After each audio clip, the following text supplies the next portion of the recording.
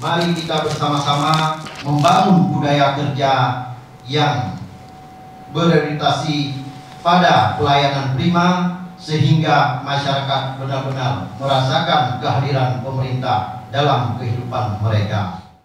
Wakil Gubernur Aceh Fadlullah menyerahkan surat keputusan penunjukan Al-Hudri sebagai pelaksana tugas Sekretaris Daerah Aceh menggantikan Muhammad Diwarsyah di Gedung Serbaguna Kantor Gubernur Aceh pada Rabu 19 Februari 2025.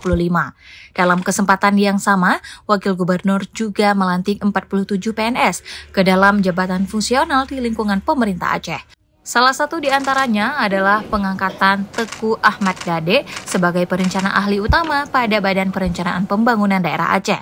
Dalam kesempatan tersebut, Wagub Fadlullah mengatakan para pejabat fungsional yang baru dilantik itu merupakan tulang punggung dalam pelaksanaan tugas pemerintahan yang menuntut keahlian dan kompetensi spesifik di bidang masing-masing. Lebih lanjut, Wagub berpesan agar para pejabat fungsional melaksanakan tugas dan tanggung jawab dengan penuh integritas dan profesionalisme, kemudian terus meningkatkan kompetensi dan kapasitas diri secara berkelanjutan, mengingat dunia kerja saat ini sangat dinamis dan penuh tantangan, sehingga harus terus belajar dan beradaptasi.